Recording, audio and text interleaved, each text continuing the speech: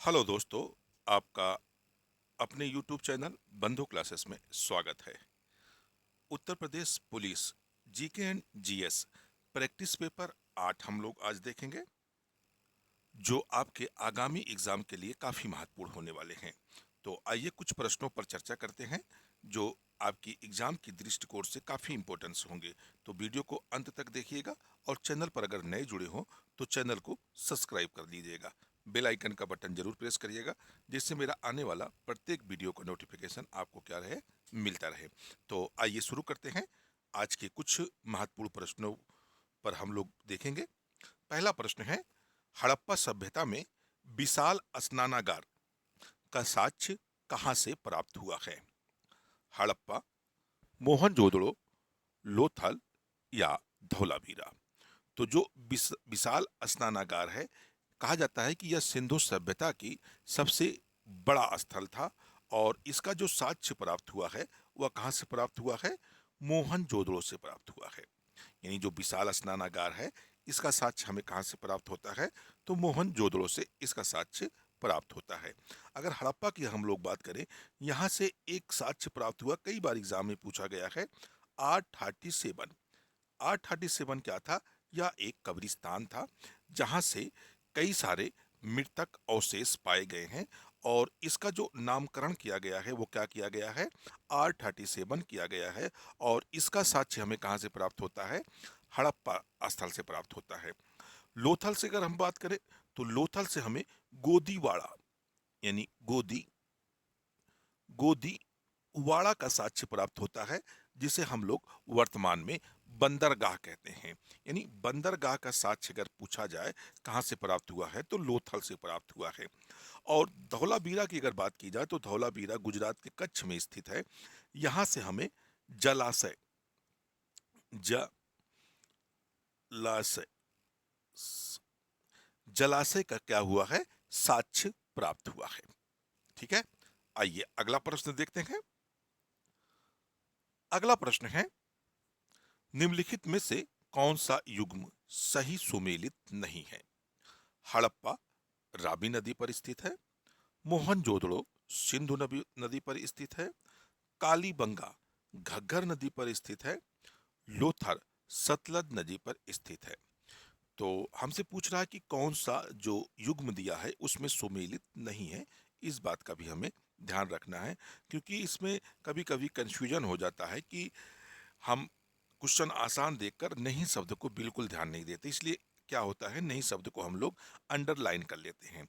तो इसमें लास्ट विकल्प दिया है लोथल, जो सतलज दिया है। लोथल सतलज नदी पर न स्थित होकर यह भोगवा नदी पर स्थित है। किस नदी पर स्थित है? तो भोगवा भोगवा नदी पर स्थित है। और अगर इसकी स्थिति की बात की जाए, तो यह स्थल कहाँ पर स्थित है? तो गुजरात में स्थित है। कभी कभी राज्य आपसे पूछ लेता है, तो यह स्थल कहाँ पर स्थित है? गुजरात पर स्थित है। तो हमारा राइट आंसर क्या बन जाएगा? डी वाला हमारा राइट आंसर बन जाएगा, क्योंकि कौन सा सुमेलित नहीं है यही आपसे पूछा रहा है। आइए अगला प्रश्न देखते हैं। और अगला प्रश्न है, काफी इंपॉर्टेंट प्रश्न ये भी है। सिंधु घाटी सभ्यता में गोदीवाड़ा का साक्ष्य कहाँ से प्राप्त हुआ है? धौलावीरा, लोथल, सुरकोटदा या चंदहुदड़ो? तो गोदीवाला का जो साक्ष्य प्राप्त हुआ है, यह कहां से प्राप्त हुआ है? लोथल से प्राप्त हुआ है। आइए अगला प्रश्न देखते हैं। अगला प्रश्न है, प्रिंस ऑफ वेल्स भारत कब आए थे? अप्रैल 1921 ईस्वी में, सितंबर 1922 ईस्वी में, मई 1923 ईस्वी में, जून 1923 ईस्वी में? तो प्रिंस ऑफ वेल्स जो थे, भारत जो है, या अप्रैल 1921 ईस्वी में भारत में इनका क्या हुआ था? आगमन हुआ था। तो आपका राइट आंसर क्या बन जाएगा? ए वाला, अप्रैल 1921 ईस्वी में। नेक्स्ट क्वेश्चन की तरफ देखते हैं हम लोग। अगला प्रश्न है, स्वराज्य पार्टी की स्थापना कब की गई थी? 1922 ईस्वी में, 1923 ईस्वी में, 1924 ईस्वी में, या 1925 1925 ईस्वी में। तो स्वराज पार्टी की अगर स्थापना की बात की जाए तो इसकी स्थापना जो है सी आर दास के द्वारा, सी आर दास और मोतीलाल नेहरू के द्वारा, मोतीलाल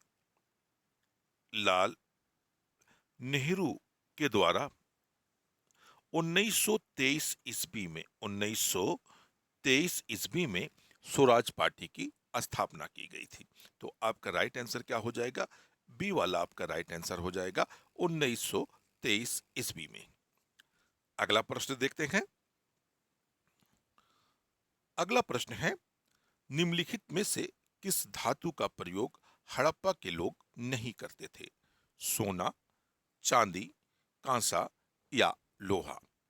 तो हड़प्पा वासी जो थे वह किस धातु का प्रयोग नहीं करते थे? वह तो है लोहे का प्रयोग नहीं किया करते थे, क्योंकि भारत में जो लोहे का साक्ष्य प्राप्त हुआ है, इतिहासकारों का मानना है कि 1000 बीसी के आसपास कब प्राप्त हुआ है?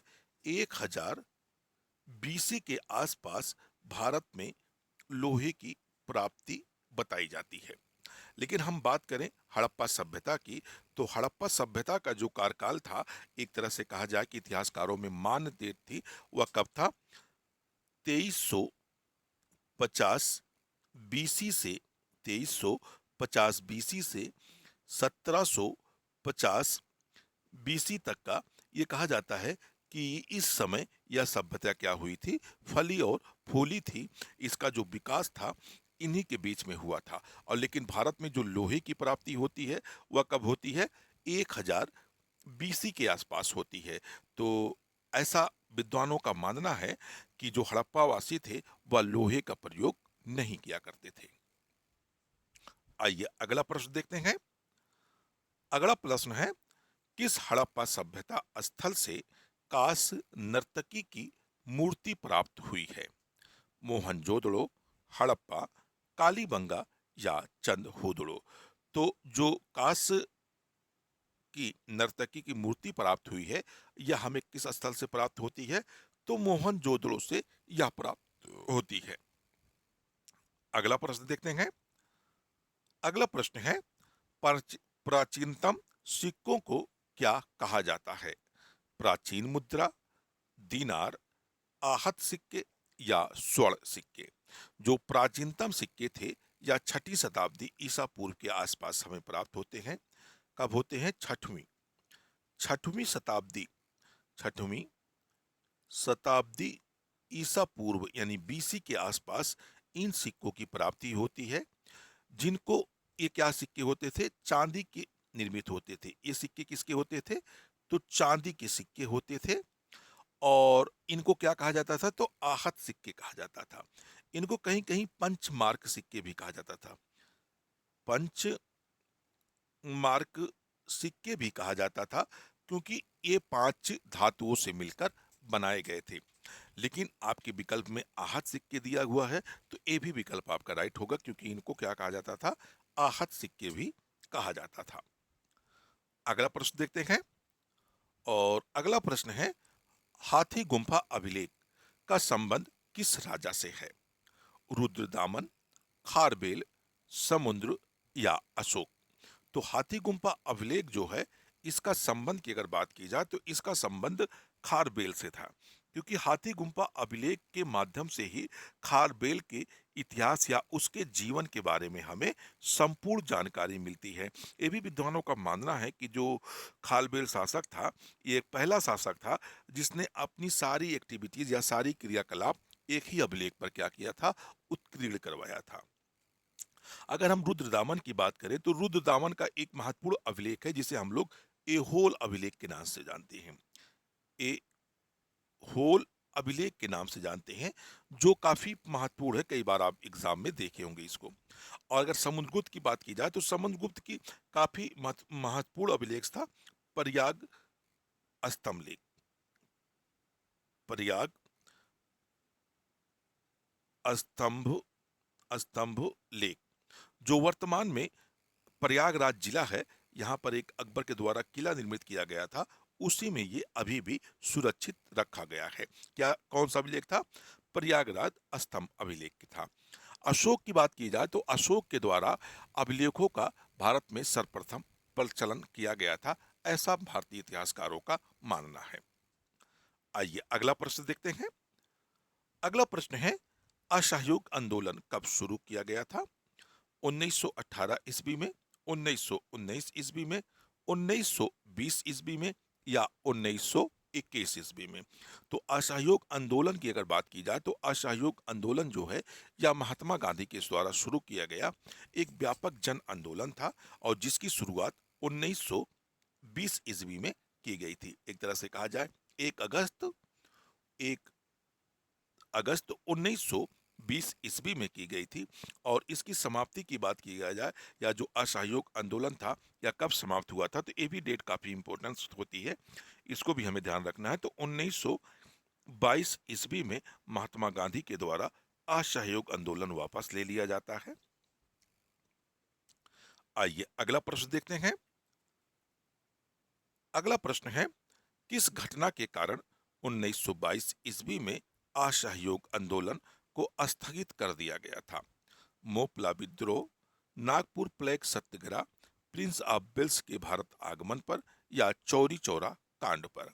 तो महात्मा गांधी के द्वारा जो है असहयोग आंदोलन 1922 ईस्वी में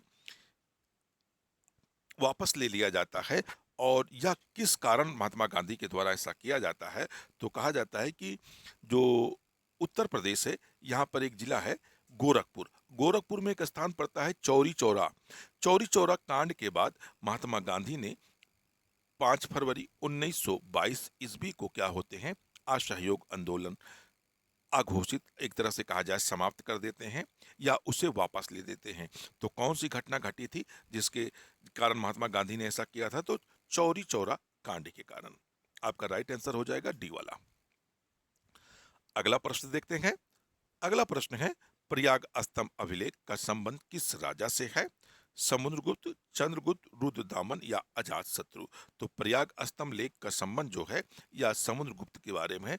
और यह जो है प्रयाग स्तंभ लेख के माध्यम से ही समुद्रगुप्त की विजयों का हमें क्या होता है, उल्लेख प्राप्त होता है।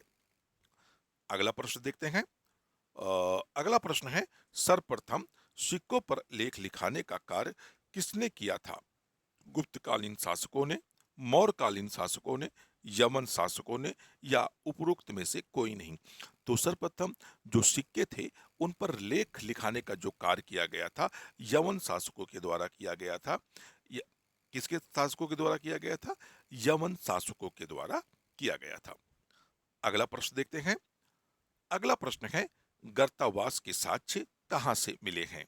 बुर्ज-होम कश्मीर, चेचर बिहार, लोथल गुजरात, रोपड़ पंजाब?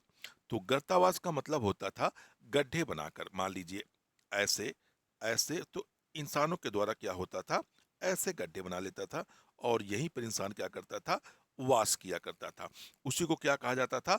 गर्तावास कहा जाता था। यानी गड्ढे बनाकर जब इंसानों के द्वारा रहा जाता था, ऐसे स्थल को गर्तावास कहा जाता था। और ये सर्वप्रथम कहाँ से हमें इसका साक्ष्य प्राप्त होता है? तो कश्मीर बुर्ज होम से हमें इसका साक्ष्य प्राप्त होता है। आपका राइट आंसर ए वाला हो जाएगा। अगला प्रश्न देखते हैं। अगला प्रश्न है, जूते हुए खेत के साक्ष्य कहां से मिले हैं? लोथल, कालीबंगा, हड़प्पा, चंद हुदड़ो? तो जूते हुए जो खेत हैं इनके साक्ष्य हमें कहां से प्राप्त होते हैं? कालीबंगा से प्राप्त होते हैं। यानी कालीबंगा से हमें क्या प्राप्त होता है? जूते हुए खेत के साक्ष्य प्राप्त होते हैं। अगर कालीबंगा की स्थिति की बात की जाए तो यह कहाँ पर स्थित है? राजस्थान में स्थित है। यह हड़प्पा कालीन स्थल है जो राजस्थान में स्थित है और यहीं यहीं से हमें जूते हुए खेत के साक्ष्य प्राप्त होते हैं। तो दोस्तों, अगर आपको वीडियो अच्छा लग रहा हो तो वीडियो को लाइक और शेयर जरूर करिएगा। चैनल पर नए जुड़े हो तो चैनल को सब्सक्राइब कर लीजिएगा। बेल आइकन का बटन प्रेस करना ना भूलिएगा।